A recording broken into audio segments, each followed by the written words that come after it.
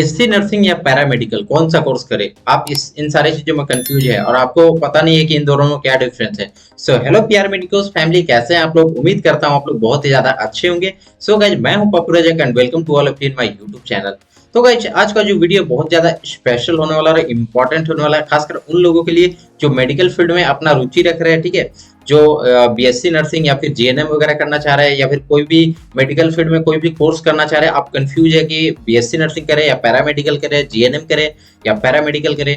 तो ये मतलब कि सारे डाउट्स को आज की इस वीडियो में मैं क्लियर करने वाला हूं, तो प्लीज वीडियो को एंड तक देखना। आज की इस वीडियो में मैं आपको डिफरेंस बताने वाला हूं कि एक बीएससी नर्सिंग का कोर्स और एक पैरामेडिकल का जो कोर्स है उसमें क्या डिफरेंस है। मैं बहुत सारे एस्पेक्ट्स को लेकर के बात करूंगा ताकि आपकी जो है सारे डाउट्स क्लियर हो सके। ठीक है, देखिए, नर्सिंग फील्ड और पैरामेडिकल फील्ड ये दोनों जो है वो मेडिकल फील्ड के बहुत ही इंपॉर्टेंट और बहुत ही मतलब एक क्रूशियल रोल प्ले करते हैं हेल्थ केयर डिपार्टमेंट में। ठीक है, इन दोनों के बिना जो है एक तरह से बोला जाए तो हेल्थ केयर डिपार्टमेंट पूरा ठप हो जाएगा।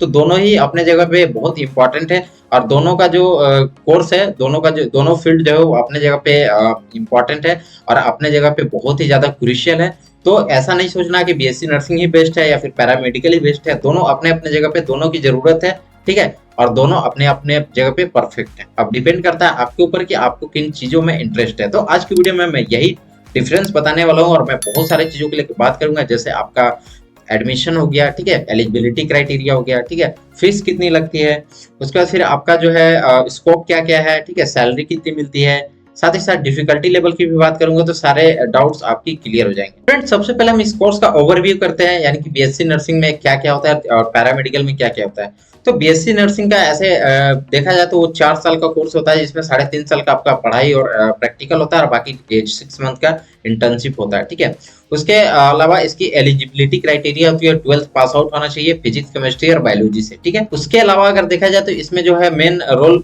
होता है पेशेंट को केयर देना और साथ ही साथ हेल्थ केयर को मैनेज करना। ठीक है, इसका जो कैरियर है वो कैरियर बेसिकली आप नर्सिंग ऑफिसर बन सकते हैं, स्टाफ नर्स बन सकते हैं, ठीक है, आप नर्सिंग ट्यूटर बन सकते हैं, ठीक है, लेक्चरर बन सकते हैं। उसके अलावा आप स्पेशलाइज्ड कोर्स कर सकते हैं, जैसे नर्स प्रैक्टिशनर हो गया, ठीक है, उसके अलावा ओटी नर्स हो गया, ठीक है, आईसीयू नर्स, ये सारे स्पेशलाइज्ड कोर्स आप कर सकते हैं। अब बात करते हैं पैरामेडिकल का। तो फ्रेंड्स, पैरामेडिकल का जो ड्यूरेशन होता है वो 2 साल से लेकर 4 साल तक होता है। ठीक है, ये डिपेंड करता है आपका किस तरीके का सर्टिफिकेट कोर्स है। ठीक है, डिप्लोमा कर रहे हैं या फिर आप डिग्री कोर्स कर रहे हैं, तो ये दोनों चीजों पे आपका डिपेंड करता है। इसकी एलिजिबिलिटी क्राइटेरिया अगर देखा जाए तो आप 10th पास होना चाहिए या फिर 12th पास होना चाहिए। इसमें जो है आपका 12th में बायोलॉजी का होना जरूरी नहीं होता, आप पीसीएम रहेगा तो भी आप पैरामेडिकल कोर्स कर सकते हैं। फ्रेंड्स, पैरामेडिकल का जो मेन फोकस होता है वो बेसिकली डायग्नोस्टिक या फिर कोई भी टेक्निकल चीजें हॉस्पिटल में होती है, उन सारे चीजों को करने के लिए इसका मेन फोकस होता है। ठीक है, जैसे आपका लैब वगैरह में, ठीक है, लैब टेक्नीशियन हो गया, ठीक है, ऑपरेशन थिएटर में हो गया, ठीक है, ओटी असिस्टेंट होता है। ठीक है, उसके अलावा आप रेडियोग्राफर बन सकते हैं। ठीक है, रेडियोग्राफर के साथ साथ आप फिजियोथेरेपिस्ट बन सकते हैं। उसके अलावा बहुत जगह पे हॉस्पिटल में काम होता है, जैसे आप ईसीजी टेक्नीशियन बन सकते हैं। तो ये सारे कुछ कुछ कोर्सेज होते हैं जो पैरामेडिकल के अंदर में आते हैं। तो बेसिकली पैरामेडिकल में क्या होता है कि जो जितने भी टेक्निकल काम होते हैं, ठीक है, जैसे टेस्ट वगैरह हो गया, ठीक है, और डॉक्टर के साथ एज ए हेल्पर या फिर एज ए असिस्टेंट बोल सकते हैं। ठीक है, तो जितने भी टेक्निकल काम होते हैं हॉस्पिटल में, ऑपरेशन वगैरह में असिस्ट करना डॉक्टर के साथ, तो ये सारे काम किसके होते हैं? पैरामेडिकल के होते हैं। ठीक है, अब बात करते हैं कोर्स की डिफिकल्टी लेवल की। तो फ्रेंड्स, बीएससी नर्सिंग जो होता है वो कम्प्लीटली आपका इंग्लिश में होता है। ठीक है, तो यहाँ पे एक डिफिकल्टी लेवल होती है कि आपके पास अगर हिंदी मीडियम से पढ़े हैं तो आपको थोड़ा सा प्रॉब्लम्स फेस करने पड़ते हैं बीएससी नर्सिंग में, क्योंकि वहाँ पे सारी चीजें क्या होती है? इंग्लिश में पढ़ाई जाती है। साथ ही साथ इसमें बहुत सारे सब्जेक्ट्स होते हैं, जो कम से कम 15 से 20 सब्जेक्ट आपका इंपॉर्टेंट होता है, जो 4 साल में आपका कवर कराया जाता है, जिसको पढ़ना जरूरी होता है। ठीक है, उसके साथ साथ इसमें जो है आपका थ्योरेटिकल के साथ साथ प्रैक्टिकल भी होती है। ठीक है, तो एक बहुत ही जो है इसमें वर्कलोड थोड़ा ज्यादा होता है, प्लस में साथ ही साथ क्या होता है कि रिस्पॉन्सिबिलिटी भी इसमें ज्यादा होती है। अब बात करते हैं पैरामेडिकल का। तो पैरामेडिकल में थ्योरी तो मैटर करती है, बट थ्योरी से भी ज्यादा आपका मैटर करता है प्रैक्टिकल। ठीक है, यानी कि आप अपने आप को कैसे आप स्किल्ड करते हैं। ठीक है, आपके पास प्रैक्टिकल नॉलेज कितना है, ये पैरामेडिकल में बहुत ज्यादा मैटर करता है। और दोनों ही कोर्स ना तो इजी है ना तो मुश्किल है, आपके ऊपर डिपेंड करता है कि आप कितना मेहनत करते हैं। ठीक है, आपके ऊपर डिपेंड करता है कि आप कितना ज्यादा आप टेक्निकल चीजों में इंटरेस्ट रखते हैं अगर आप पैरामेडिकल करना चाहते हैं तो। और बीएससी नर्सिंग के लिए आपको तो बता ही दिया कि थ्योरी के साथ साथ प्रैक्टिकल भी जरूरी होता है। फ्रेंड्स, अब बात करते हैं कैरियर अपॉर्चुनिटीज की। तो बीएससी नर्सिंग अगर आप कंप्लीट कर लिए हैं तो आप बीएससी नर्सिंग करने के बाद बहुत सारे ब्रॉड स्पेक्ट्स में आप कहीं पे भी जा सकते हैं। बहुत ही इसका करियर जो बहुत ही वाइड रेंज में है, ठीक है, बहुत बड़ा करियर है। बीएससी नर्सिंग करने के बाद आप नर्सिंग करने के बाद बेसिकली आप जो है हॉस्पिटल वगैरह में जॉब कर सकते हैं, आप जो है एब्रॉड में जॉब कर सकते हैं, ठीक है, और इंडियन गवर्नमेंट में जॉब कर सकते हैं, रेलवे में जॉब कर सकते हैं, हर एक जगह पे आप जॉब कर सकते हैं, ठीक है। अगर एम्स में आप जॉब करते हैं तो आप वहाँ पे एज ए नर्सिंग ऑफिसर काम करते हैं, ठीक है। उसके अलावा आप नर्सिंग कॉलेज वगैरह में भी टीच कर सकते हैं स्टूडेंट लोग को एज ए लेक्चरर, ठीक है, या फिर नर्सिंग ट्यूटर। तो ये सारे जो है बहुत सारे बताना इस वीडियो में कम पड़ जाएगा, मैं बहुत ही शॉर्टकट में आपको बता रहा हूँ, ठीक है। अब बात करते हैं पैरामेडिकल का, तो पैरामेडिकल में भी बहुत सारे कोर्स मतलब कि जो डाइवर्सिफिकेशन बहुत ज्यादा है इसमें भी क्या होता है कि आप बहुत सारे फील्ड में जा सकते हैं, बट नर्सिंग से स्लाइटली इसमें कम होता है, ठीक है। आप बेसिकली हॉस्पिटल में ही आप जनरली काम करते हैं, ठीक है। आप हॉस्पिटल या फिर डायग्नोस्टिक सेंटर में काम कर सकते हैं, जैसे आप एमआरआई कर सकते हैं, एक्सरे कर सकते हैं, सीटी स्कैन कर सकते हैं, लैब वगैरह में काम कर सकते हैं, ठीक है।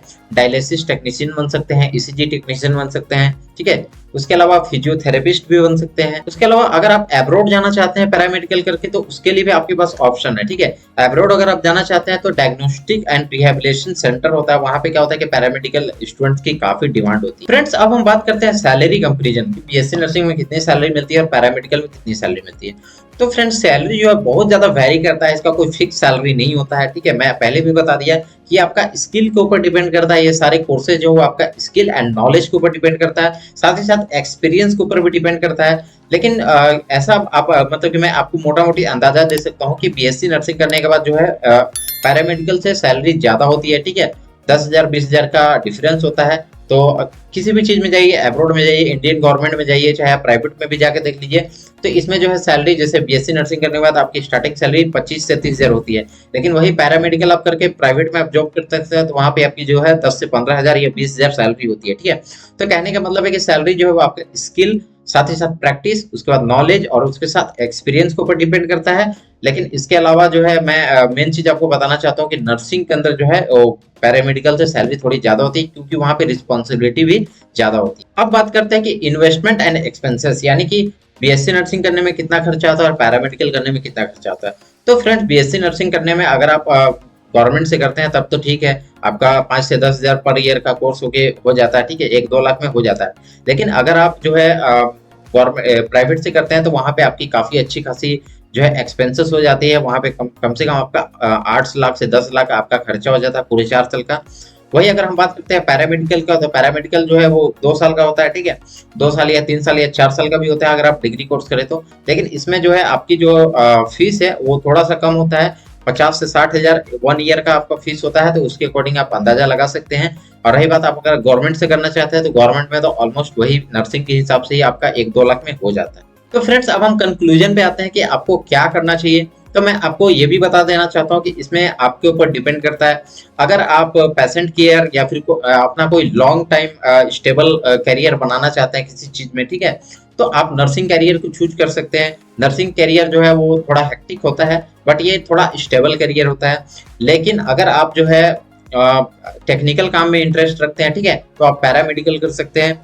उसके अलावा आप अगर डायग्नोस्टिक वगैरह लैब वगैरह में काम करने में इंटरेस्ट रखते हैं तो भी जो है आप पैरामेडिकल कोर्स कर सकते हैं। तो ये पर्सनली जो है आपके ऊपर डिपेंड करता है। साथ ही साथ लेवल के अकॉर्डिंग भी कि आपकी जो है पढ़ाई की लेवल कैसी है। अगर आपकी पढ़ाई की लेवल थोड़ी अच्छी है तो आप बीएससी नर्सिंग की तरफ मूव कीजिए, वहाँ पे काफी अच्छी आपकी पढ़ाई होती है और साथ ही साथ काफी अच्छी वहाँ पे जॉब अपॉर्चुनिटीज देखने को मिलती है। लेकिन अगर आपका जो लेवल है, आपका जो बेस है वो थोड़ा वीक है, तो आप पैरामेडिकल कर सकते हैं। पैरामेडिकल भी आपके लिए बहुत अच्छा ऑप्शन है। इसमें जो है आप जल्दी से कोर्स कंप्लीट करके और कोई अच्छा खासा आप कहीं पे जॉब खोज लेते हैं और अच्छा खासा आप सैलरी जनरेट कर लेते हैं, ठीक है। तो फ्रेंड्स, आज की वीडियो में आई होप कि आपको बहुत सारा डाउट क्लियर हुआ होगा। साथ ही साथ आप जो है इस डिसीजन को आप जो है अपने अकॉर्डिंग ले सकते हैं कि मुझे क्या करना है, मुझे नर्सिंग करना है या पैरामेडिकल करना है, ठीक है। तो ये आपके ऊपर डिपेंड करता हूँ। लेकिन अगर आपको कोई भी डाउट आता है, ठीक है, इन सारे फील्ड से रिलेटेड कोई भी डाउट आता है तो प्लीज कमेंट में जरूर बताना, मैं उसका रिप्लाई करने की कोशिश करूंगा, ठीक है। तो फ्रेंड, मिलते हैं नेक्स्ट वीडियो में, तब तक के लिए थैंक्स फॉर वॉचिंग।